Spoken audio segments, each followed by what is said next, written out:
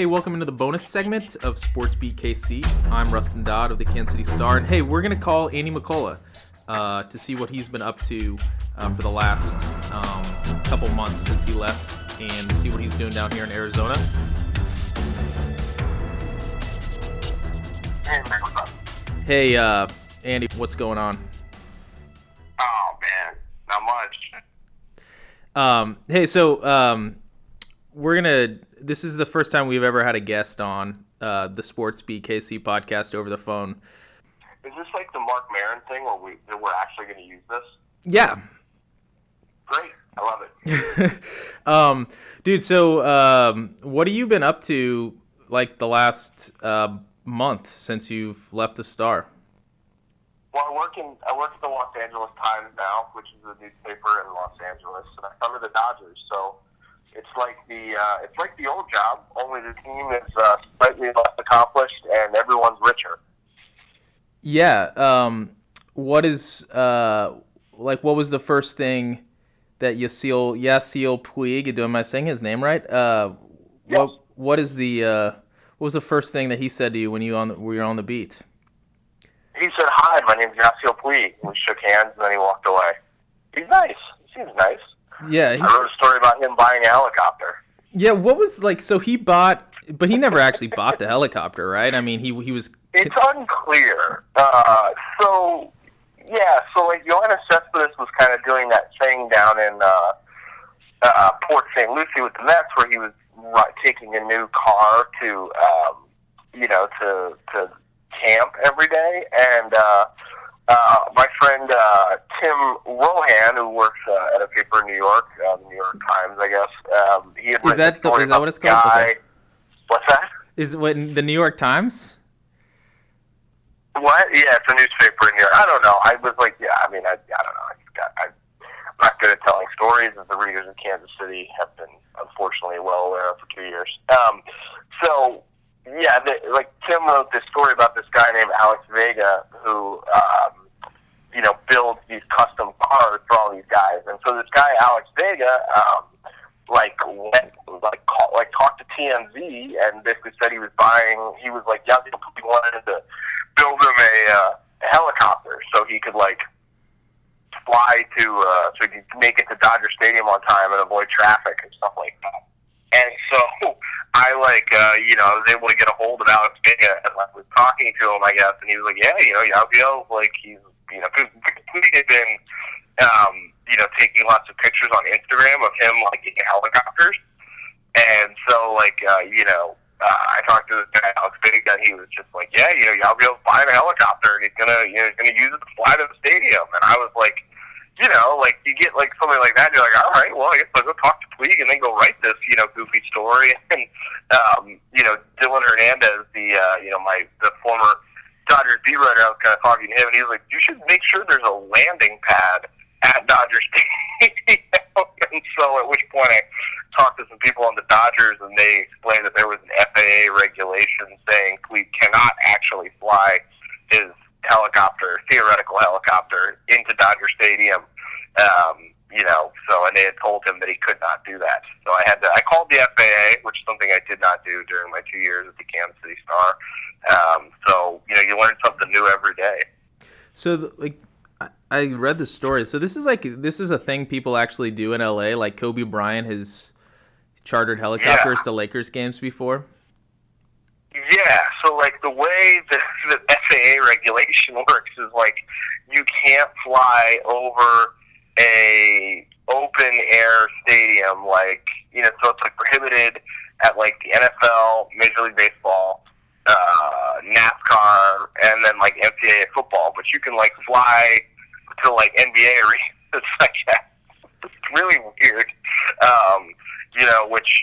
I don't know, which prompted Dylan to tell me to ask the FAA if they would make an exception for Puig if he hit 320 and won the MVP. I did not ask the FAA that, though. But couldn't he, he could not even land it, half a mile away or something, or, you just can't even get close to Dodger Stadium in a helicopter? I guess he could land it, in the park near Chavez Ravine, but I think then you'd still have to snake through traffic. I don't think there's a landing spot there. So it really, like, it would just be better to just leave 15 minutes earlier than, he has been, just to get there on time, I guess. Okay. So this is like the only thing you've done at spring training, like, is basically that story? Police helicopter, yeah, police helicopter. I wrote a story about how Brett Anderson has figured out how to stay healthy, and the day the story ran, he blew out his back. So that was good for me. I look like I really know what I'm doing. I continued my streak of being correct about Alex Gordon's free agency. So, yeah, I'm trying to think. I don't know. I've been on vacation for the past week or so I was back home in Philadelphia. But, yeah, it's been it's okay. The job's the same, The columnists are way better, except for, Gregorian. Yeah, huge upgrade there. Not having to deal with Sam. But other than that, it's okay. Yeah.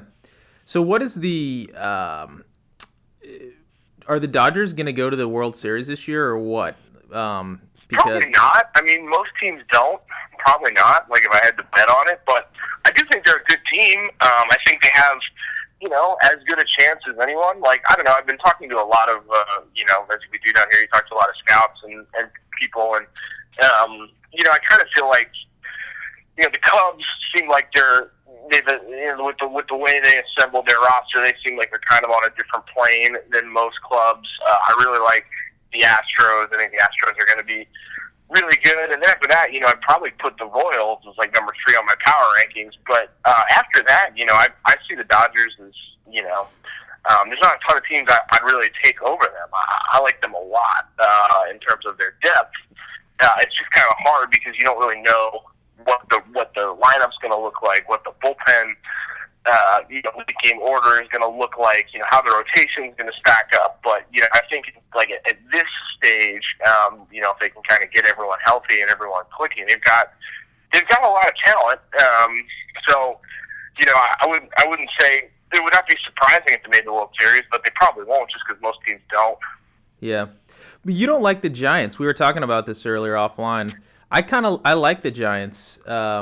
They've like Cueto is like their third best starter. He's back in the National League, and they still got like all their position players that they somehow find out of nowhere that are like really good. And I mean, they still have Madison Bumgarner, and I don't know what Matt Cain is anymore, but he's still on the team. Why do you not like the Giants?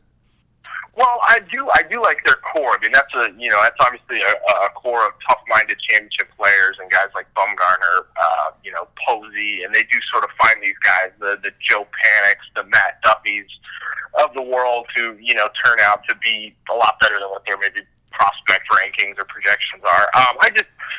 I don't like their rotation. Bumgarner's great. Bumgarner doesn't have anything to prove. I think Samardzija, we're forgetting how terrible Samardzija was last year. Like, that guy was atrocious, for a significant portion of the season. I think he may have finished the year with like a 5 ERA, maybe like a 4.96 or something like that. And he's had a history of struggling. He's had a couple of good seasons and a lot of mediocre to less than mediocre seasons. Cueto, there's huge concerns about him physically. He's getting roughed up tonight in a spring training start. He's already been skipped once in a start because they want to, take it easy with him. I think there's a sense, around the league from a lot of people that he might be on the other side of the mountain in terms of his effectiveness. The way he pitched in the playoffs, it's a huge concern. The way he pitched as a Royal, has to be a concern. And I know, everyone's kind of remembers how great he was against the Mets, and he was, and how great he was in that second game against the Astros, and he was. But he got his head kicked in Toronto to the point that the Royals were so concerned about using him on the road that they reconfigured their entire rotation to, protect him essentially, so he wouldn't pitch on the road. And I don't think I don't feel like Cueto is going to be a disaster. I think it's hard to expect him to be the guy he had been before he joined the Royals last year. And then I do like their offense, the Giants' offense, but Hunter Pence is pretty old. Angel Pagan is pretty old. Denard Span is relatively old and incredibly injury prone. Buster Posey, is a great player. So I don't think, that's obviously a guy you can bet on. Brandon Crawford seems like he really reached another level next year. I'd be curious to see if he could repeat that. So I like their talent, but I just think the age and some of the mileage on some of their position players may hurt them in a way, and basically the way that it did last year. Yeah. That's why I'm down on the Giants. Okay, Johnny Cueto. Actually, that's a good segue. I've got a question for you about him. Okay. What do you think? So he pitched for the Royals for late July, August, September, October. So like 3 months. He pitched for the Royals for 3 months. He was like terrible half the time, maybe more than half the time. He threw a complete game in the World Series. He also was very good in Game 5. Is losing Johnny Cueto a rental player? I mean, he's a rental player, so it's a little bit of a different question. But like, how do you look at losing Johnny Cueto? Is that a neutral nothing, or is that like a loss that the Royals, if they're back in the postseason, they don't have a number one starter, or like they don't have Johnny Cueto? Yeah. Like what? How are you supposed to look at Johnny Cueto? Well, I think, I guess it's hard. I mean, you have to take, I think you have to look at him. I feel like as, I guess at worst, as a neutral sort of asset, because he was tremendous. He was he was so erratic, though. Like, I guess if you're saying, you're replaced, like, if you're saying Ian Kennedy theoretically can come in and give you a version of, okay, let me start, rewind and figure this out. Okay. So, Edison Volquez, right, like, in the playoffs, he was basically going to give you 5 to 6 good innings of 1 to 2 to 3 run ball, right? Maybe a little bit better than that, but I don't think he was ever worse than that. So there was like a dependability there.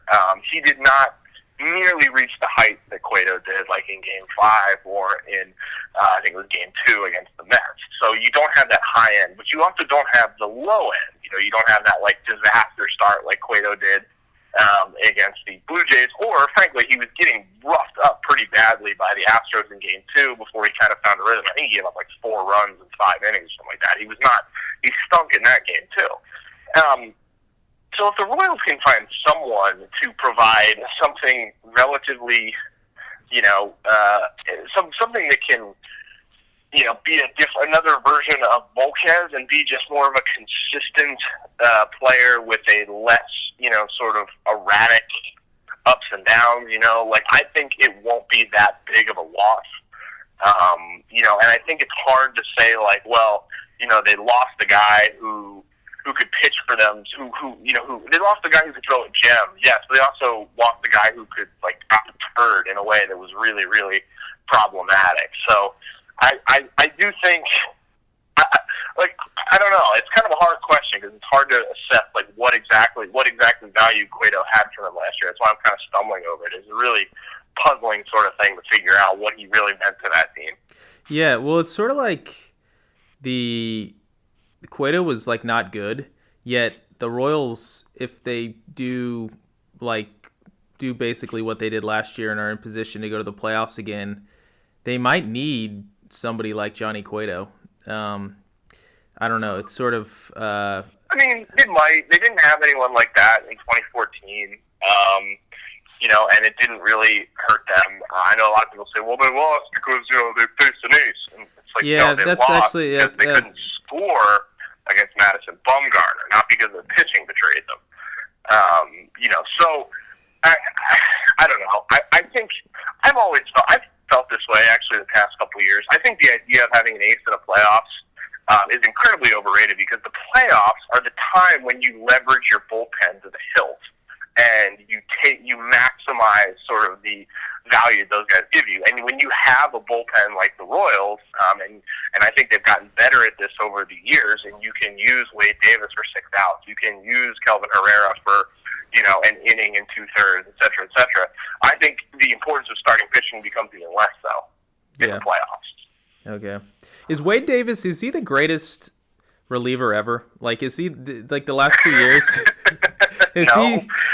He's not? No, he's not. There was this guy in New York named Billy Wagner. No, yeah, I mean, he's... You know, your guy Dave Island says... Yeah. This is like, I'm gonna spoil a story for like down the road, but Dave Island says that Wade Davis the last 2 years has been better than any 2-year stretch of Mariano Rivera. Oh, come on. Well, Dave is, I mean, bless Dave's heart. I don't know. I mean, maybe I'd have to look at the numbers on that. I mean, they're pretty amazing. Like, nobody's ever... Yeah. Like, granted, he hasn't been in the closer role, whatever, like, that's another conversation, but, like, right. He's had a 1 ERA and a .96 ERA, like... Nobody has ever approached these numbers except for like Dennis Eckersley and like Craig Kimbrell. Look at Eric Gagne might have done that too, like in 03-04.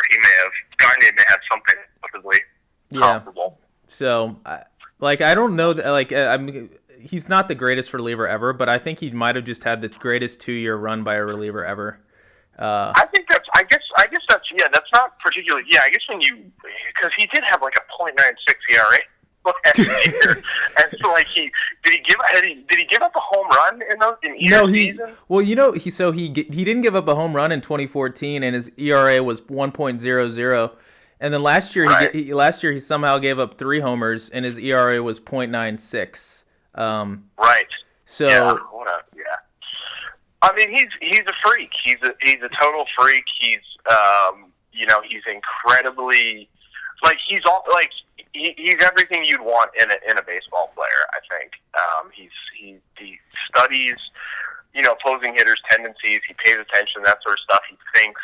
He competes. He gets I come back sometimes to that. The way he was able to get out of that jam in Game 6 of the ALCS when he had been sitting in the dugout for an hour because Ned Yost goofed up the bullpen order and, had basically almost cost his team, the chance to win the pennant. And he went and sat for an hour and then, gave up, I think it was either a walk or a bloop hit and had guys on second and third with none out and just kind of mowed through the Blue Jays lineup, it really was shocking when he gave up runs over the last 2 seasons. And I think even covering Rivera for the year I did, it wasn't shocking when he gave up runs. It was shocking when he blew a save. There was definitely you were surprised there. But when Davis gave up a run, you're like, whoa, that's really surprising. So yeah, I mean he's an incredible asset, and I think if you talk to pitchers from opposing teams, they're somewhat in awe of what he's been able to do over the last couple of years. Okay. I've got 2 more questions. All right. One, have you read Jeff Passan's The Arm, his new book? I have. Do you have a review? What did you think? I think he needs a new author photo. I think the things he said about us on the internet and our fashion sense is bullshit. Hopefully Chris can edit that out. I think the book itself is great. Jeff has been working on it for a really long time, and it's been something that is really important to him. And it's a book that's never been written before. It's kind of the history of the Tommy John surgery, which is an incredibly relevant topic in baseball. So I think if you if you care about baseball and the future of baseball, I think it's very important. If you care about the history of baseball, there's tons of great stuff. He talked to Sandy Koufax about, what Sandy Koufax used to have to do to get on the mound for the Dodgers. He was able to, I don't know if I want to spoil the book, but he was able to do all these sorts of things, in telling this story. He spent a lot of time with Todd Coffey and Daniel Hudson as they came back from Tommy John surgery. He had unfettered access to John Lester during his free agency a couple years ago, and he just has incredible details of what that process was like for Lester. It's a great book on so many different levels, it couldn't have been written by a worse guy. Yeah. Well, like, so Jeff is an incredible writer and a pretty stellar storyteller as well. So I'm Yeah. excited to read the book, but is this going to be sort of like Serial when you like get to the end and you're like, oh, everybody's still going to have Tommy John surgery and everybody's still going to get hurt and like, Adnan is still in prison. Like, there's like he didn't really do anything with this book, did he?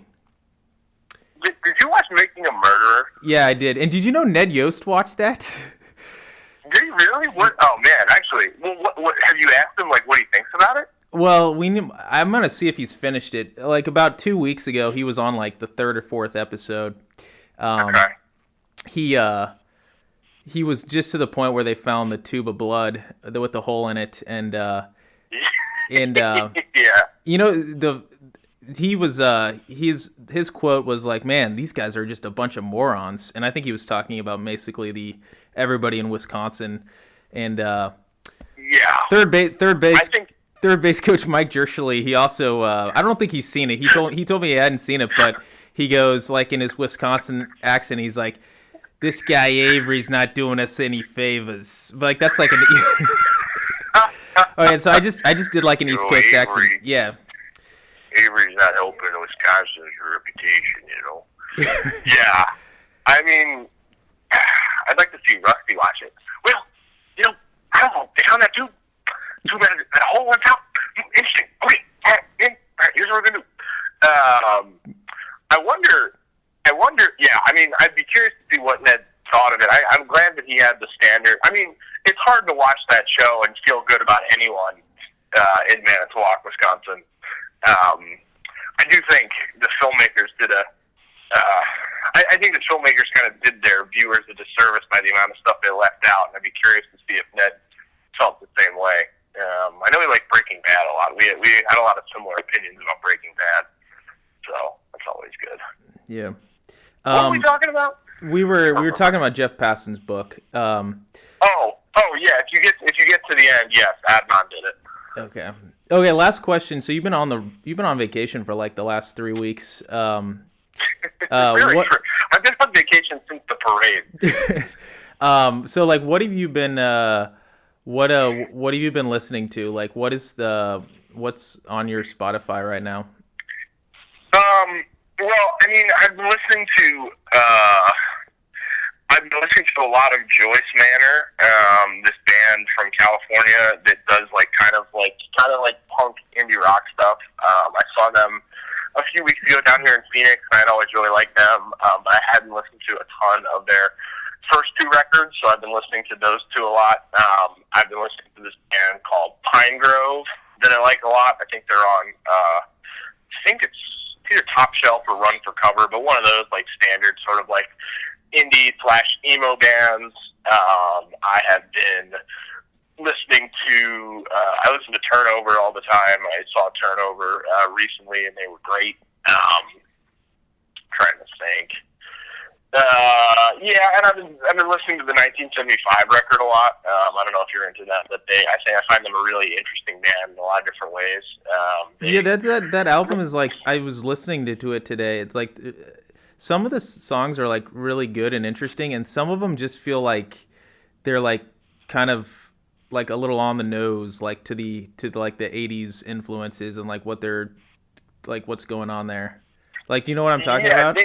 No, I do. I mean, a lot. Yeah, like the way I would describe it is like a lot of the songs sound like sort of like second half tracks on a soundtrack to a John Hughes movie that was never made. And there's sometimes there's sometimes when they do it really well. Like they have this song near the end called like Paris, where like the chords kind of like ape Every Breath You Take by the Police. And the chorus finds a way to like sort of evoke that moment in 16 Candles when like Jake Ryan pulls up at the church near the end, which is like a great little like synth thing. So there's times when you hear it and it's like audio like umami, like it's kind of like it's like it hits you in the right place. But there are a lot of songs that are on the nose. I think there's like a point in the middle of the record where like it starts kind of slow. They've got this song called Love Me that's basically like a rip-off of Fame by Bowie that sounds like vaguely sacrilegious given that it's like released so soon after Bowie's death. A couple more boring songs. They've got this song called She's American that's like incredible. It's like perfect essentially. And then they basically have like 16 minutes of like this like kind of boring gospel song and then 2 instrumentals in a row. And it's like they ask so much of the audience to get to the stuff that they actually like, and it's really, they're a really interesting band. They're like a really talented like young writer, you know, like a writer like a freshman writer at college or something like that who's like working for the school paper, and like you just want to edit out all the parts they like of the story they've written because those are the parts that actually suck. Because they like haven't like figured out what the good parts are yet, so. I don't know. I find them really interesting because when they do things right, like the songs they craft are like essentially perfect. You know, like the song called "She's American" and the song called "The Sound" and the song "Paris" is so good. And some of their other stuff, we have a song called "Sex" and "Chocolate" and "Hard Out" from all their first records. So I don't know. I've mostly been thinking about the 1975 and tracking the Dodgers' various injuries. Have you listened to the new Kendrick Lamar album, Untitled and Yeah. Unmastered? Like. So here's my take on this album. Did you know it's number 1 on Billboard's Top 200 or whatever, which is amazing to me that an album without a name is. Although I think it has a title and it was mastered, but I don't even know how to talk about this album because like it's like, you know, the 6th song on there. It's like I kind of like that one, the one that's not titled either. But I don't know. Have you listened to it? I did. I listened to it once, and I was kind of like, and just moved on. Like, I don't know. I try and listen to a lot of new music, and so, like, I usually will, like, listen to something for free on Spotify, and if I really like it, maybe I'll buy it off iTunes or whatever. So I listened to it on Spotify, and it was like, it's okay. Yeah, you know, I don't listen to a ton of rap. I listen to a lot of Future. That's about it. Yeah, it's sort of, I don't know. It's sort of like a self-indulgent exercise on Kendrick Lamar's part where he's just like, I don't know, I like listening to rap music, but I don't like just listening to guys like rap, you know. I don't know, it's just like, it's just essentially him just sort of like rapping for an hour in like really cool ways, but it's, I don't know, it's not very accessible for like the common man. You're a white person with a jean jacket. No, I get it. Like, it's not a controversial opinion to say you don't necessarily get Kendrick Lamar. Yeah, I like it. You know, it's good. Yeah, I don't know. It's just not for me. I've been on this strange kick ever since you introduced me to Andrew Jackson Jihad.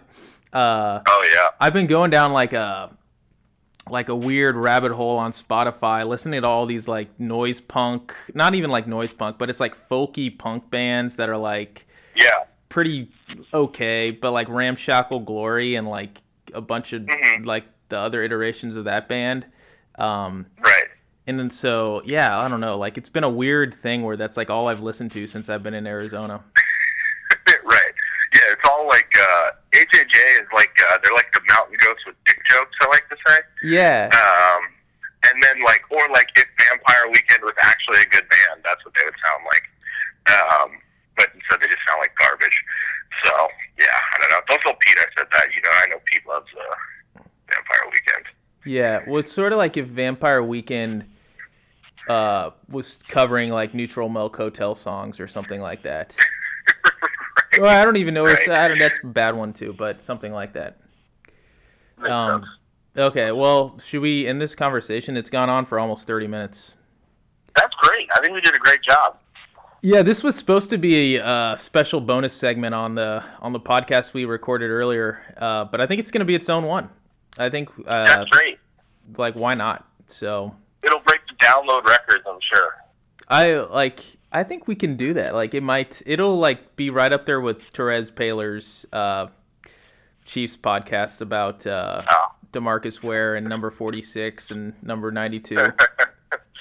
No, man, nothing will top the free agency pod that was taped immediately after the AFC title game loss or whatever. That pod that they did like 3 pods in a row. that one Monday or something in January. That was marathon podcasting right there. Okay. When do the Royals play the Dodgers? I think they play them on Thursday. I think it's Thursday. I think the Dodgers come to Camelback. I have heard that I think the game's on St. Patrick's Day, technically, and I have heard it is already sold out. Wait, so the Royals are at the Royals are going to be getting lit at Camelback Ranch. So the Royals are at the Dodgers this Thursday? Yes, I believe. This is like my. Tell me if this is just is like a sign that I'm just not doing a very good job. But like, if there's one thing I can't keep track of, it's the spring training schedule. Like, I feel like I have to look up like 20 times a day who the Royals are going to play like the next day. No, I think that's pretty standard because you like during the season you know who they're playing because you go on the road. Like, so you plan out like where the trips are going to be and stuff like that. And if you don't know who they're playing, like a day from now, you know, you look up on the calendar and you see you have 4 games with the Reds. So at least you have 4 games where you know who they're playing, like in a row. And here, since it's like so scattered, like I have no idea who the Dodgers play tomorrow. It could be a night game, actually. Let me check. Because that would affect how much I get to sleep. No, they're at the White Sox. But that means they're at home. But they share a complex with the White Sox. Yeah, so that's confusing. Yeah. But yeah, so no, I would say that's like, I guess you should have an idea of who they're going to play, but I think for me, like, it's pretty standard to, like, walk into the clubhouse and have no idea who they're playing that day. Yeah. Well, okay. Well, let's, in Game 2 of the World Series, Lorenzo Cain thought he was facing Noah Syndergaard. It turned out it was Jacob deGrom. How did that work out? He didn't realize that, like, he didn't realize who deGrom was. He thought it was Syndergaard. Well, no, he mixed them up after the game. It was like really funny. He was like talking like, yeah, you know, we got it to Syndergaard, you know, and I just like went up to him like, you know, like you weren't facing Syndergaard. He's like, oh, what? This is amazing. Like, Lorenzo, you're awesome. Yeah. Good times. Okay. Well, this was fun. We'll have to do it again sometime.